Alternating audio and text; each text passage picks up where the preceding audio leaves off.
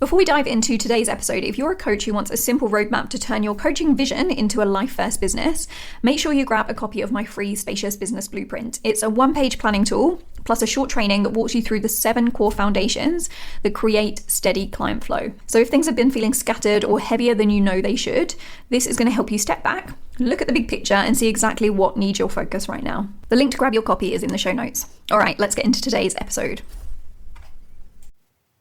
There's something I'm noticing more and more in the online space lately, and honestly, it's one of the things that's starting to feel quite frustrating, and it's how much marketing advice out there is positioned as though there's one exact strategy that every coach should be following. So things like use this exact funnel, or post this exact type of content with this exact posting schedule, use this exact sales system, and those things being positioned as the magic solution because they worked for someone else.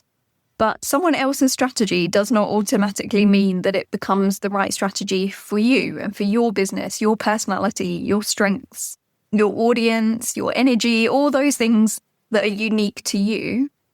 And honestly, a lot of these strategies were built by business coaches selling to other business owners, which is definitely a very different buyer psychology than someone who might be looking for support with their health, their wellness, their confidence, their relationships, their mindset, their life circumstances. So those audiences often need a different kind of connection, more relationship building, and they're thinking about different things than a business owner is thinking about. It's not direct, like ROI for ROI. So it's a very different way of approaching marketing. So that's why I think so many coaches are feeling stuck, because there's all this noise coming at you online, and you might be trying to force yourself into a marketing strategy that doesn't actually suit who you are, how you would feel most aligned with working, and also how your ideal clients would naturally be making decisions and considering who to work with and considering how to solve their problem.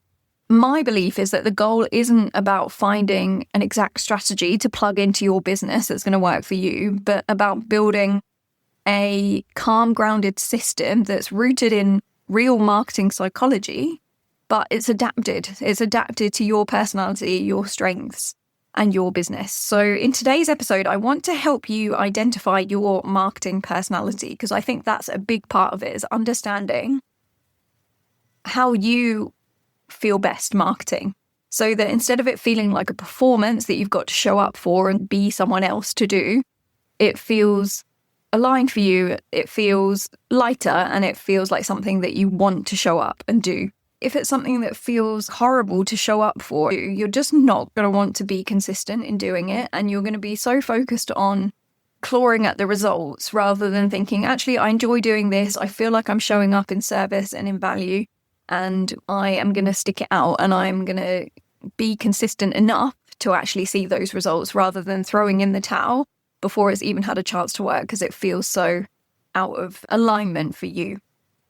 So that's a long intro there, but let's dive into the 4 personality types so you can choose a marketing strategy that feels good for you. Welcome to the Life First Coaching Business Podcast, where ambitious, purpose-led coaches trade hustle and burnout for simplicity, freedom, and clients who light them up.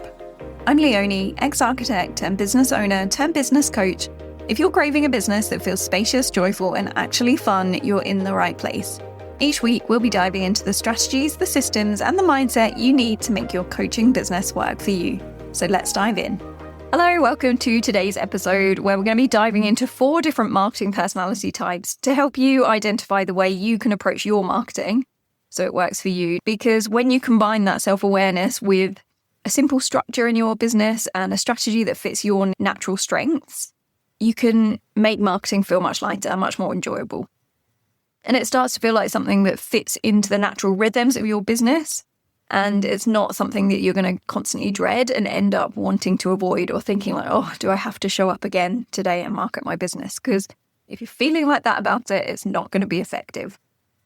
So let's talk through the 4 common personalities and the calm system that helps each one of them to thrive. Now, as you listen, you'll probably recognize parts of yourself in more than one personality type. That's completely normal. This isn't about boxing yourself into one category, but it's designed to help you build more awareness around where you might be out of alignment, where marketing might feel heavier than it needs to, or where you're putting pressure on yourself to market in a way that doesn't actually suit you, simply because you think it's the most effective way. So, personality type number 1 is the creative visionary. This is the coach with big ideas. You're imaginative, you're creative, you're inspired, you're constantly seeing possibilities everywhere. So if you are aware of your human design, maybe you're a manifesting generator like me, or the generator or manifesting type of human design with kind of creative energy. So you probably love brainstorming, coming up with new concepts, experimenting with ideas, having an idea and wanting to execute it straight away, and following that inspiration when it hits. So you build a lot of originality and energy into your business. And it's fast moving, it's multi-passionate, and it's a high energy kind of vibe. But your biggest challenge usually comes in staying grounded in one direction long enough for things to actually compound. So you might pivot quickly, you might constantly reinvent your strategy or rewrite your niche or create a new offer, and you're always starting something new before finishing the last project. And this is where I see a lot of incredibly talented coaches keeping themselves stuck. And I recognize this so much because I fall into this category as well. And I've really had to build that self-awareness in myself of not just following every idea that comes into my head. And it's why I know having a calm foundation to my business has helped me so much, because it's given me that space to think, okay, when I do have an idea, I can explore it because I know that I've got this calm system that runs even when I'm trying something new, and I know what space and energy I've got for those things without letting the sort of foundational stuff slip.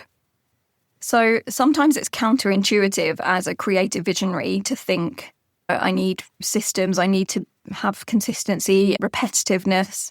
It feels like the opposite to what you think that you want and what you think aligns with you.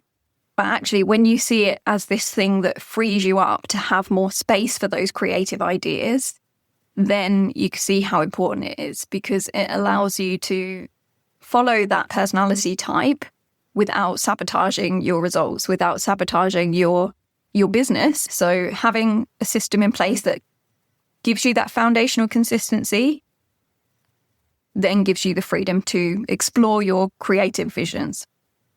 And that creativity will actually flourish a lot more when it has that safety and structure underpinning it, if that makes sense.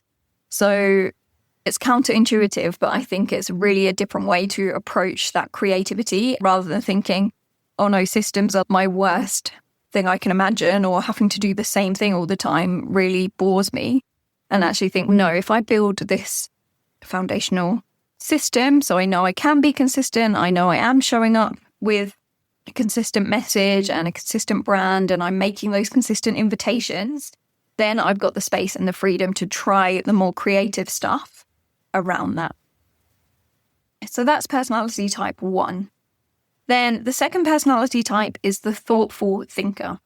Now, the thoughtful thinker is intelligent, reflective, very strategic, and very deeply intentional. So you genuinely care deeply about doing meaningful work. You think, if I've got something to say, I want it to be meaningful. I'm not just going to put stuff out there for the sake of it. And you also probably like to consume a lot of information and do your research and think deeply about your clients. And you want your assets in your business, your messaging, your offer to feel really thoughtful and aligned. So your human design personality might be like a projector style energy. You're observant, insightful, reflective, and naturally strategic. And because you care so much, you can end up overthinking. And that's where this can trip you up. That might look like endlessly tweaking your message, delaying putting stuff out into the world so that perfectionism can come in, second guessing decisions, or constantly feeling like you need more clarity, or you need more depth, or you need to make something better before you can move forward. And that thoughtfulness is a real strength, because you're not scattered, you're discerning, and you do give things the thought that they need, but that can quickly turn into hesitation and procrastination in a way. So that's where that personality type can sabotage your marketing because things take too long to get out into the world. So you will thrive if you're a thoughtful thinker with fewer decisions, with simple frameworks, with real clarity on your messaging, and then repeatable marketing actions, because you can create that foundation once and feel confident in it, and then see the different ways that you can share that over time, because that's going to get you out of that overthinking loop and feeling like you need to keep consuming, that you need more information, because what you actually need is more trust in your own execution and less attachment to perfectionism and more getting things out into the world and getting that real data from the outside world rather than keeping it all in your head and assessing it yourself, because we never know how things are going to land until they're out into the world. So it's really about getting clear on those foundations. That's really going to help you. And if you have tunnel vision around that, or you feel like you're too close to it, that's where getting some outside perspective and support around your messaging and your offer can be really helpful, because thoughtful thinkers do tend to go around in circles because of that deep thinking personality.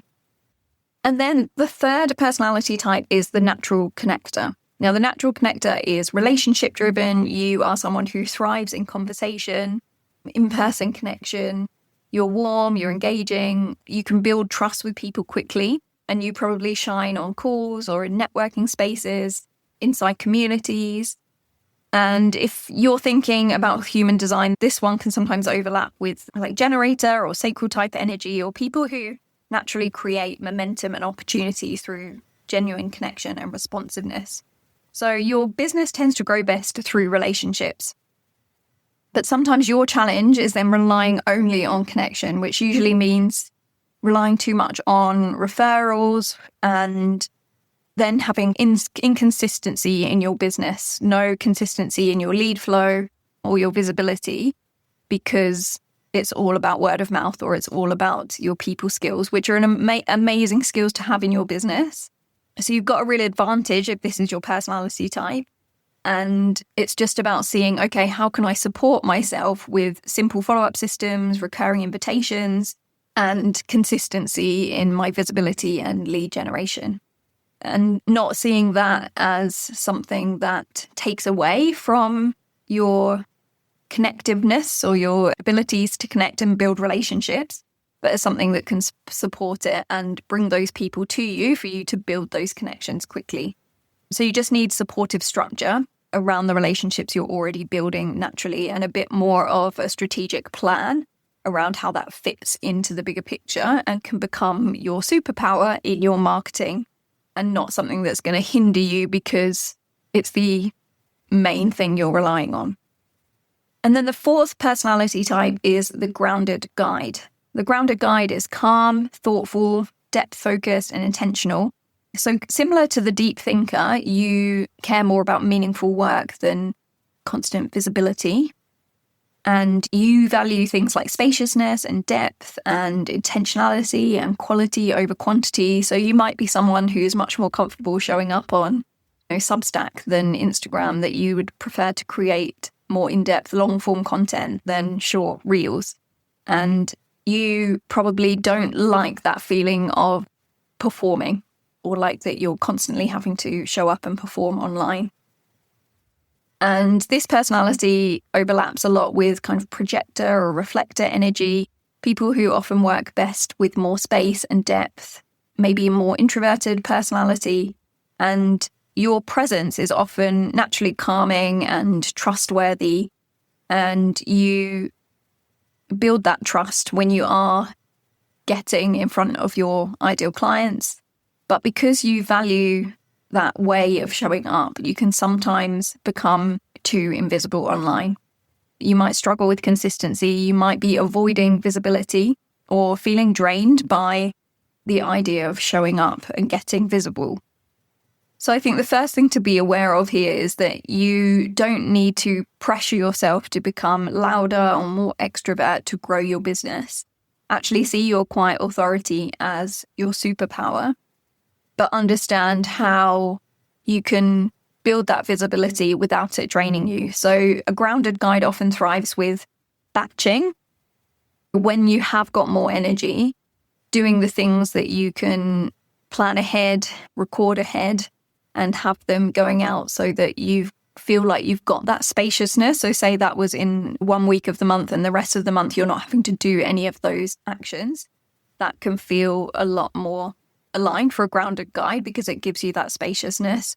But making sure you've got that visibility piece leading into the long form content and evergreen content and finding a way that fits your rhythm so that you can do that. So your business will grow best through that steadiness, through seeing your grounded authority as your superpower and then finding the structures that can support that so that you don't lose that visibility or so that you're not missing that visibility piece. So the problem is usually trying to force yourself into a marketing style that doesn't fit the way that you naturally operate. And we're always going to have to do things in business that feel uncomfortable and push us out of our comfort zone. And I'm not here to say that you never are going to feel uncomfortable doing things in your business. That's just not realistic. But I think having the awareness of your style, your superpowers, your strengths, and then seeing, okay, how can I support those strengths through a strategy that's aligned for me is so helpful in creating something that one works for you, but also attracts your ideal people because you're not avoiding your strengths, you're leaning into them, and you're going to have much better energy when you show up because, again, you're doing the things that feel good for you. And it just reinforces that importance of having clear foundations and then choosing tactics in a way that suits you, that suits your clients. And that comes from knowing your ideal client, knowing what's going on in their mind, what things they need to feel and hear and understand to see you and your coaching as the solution. And that's where the psychology of your marketing comes in. And once you're clear on those things, then you can pick the way that you want to share it in a way that aligns for you. And then always reverse engineering from the results that you want. So that's what we always look at as well. So we're getting clear on what do we want the end result to be in terms of clients and income, schedule, and then reverse engineering from there so that you've got clear goals and you've got an action plan aligned to those goals that you can track as well. So you can say, I took these actions, I got these results. What does that look like? Where are there maybe some gaps or some opportunities that I can improve it, refine it, and not just reinventing the wheel all the time or not throwing out, what's the saying? Throwing the baby out with the bathwater? That's such a weird saying. But anyway, tweaking and refining. And that's much easier to do when you start from a good place, when you start from a foundation that's aligned to you, rather than trying lots of things that worked for someone else, but might not work for you. So I hope this has given you some interesting food for thought on where you might sit in those categories and where there might be some overlap in one or two, where you can recognize yourself in those types and therefore what might work best for you when it comes to the tactics that you use to market your coaching.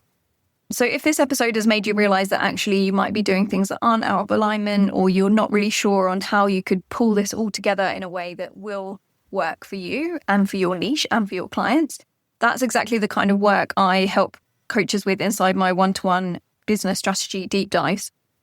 So we really focus on a strategy that's tailored to you, your strengths. We look at what might have been working, what's feeling off, and pinpoint some of those priorities and opportunities and make sure that you walk away with a plan that feels doable, that's workable within your schedule and is aligned with your goals, so that you have an action plan that you trust and you can confidently go away and start executing and implementing.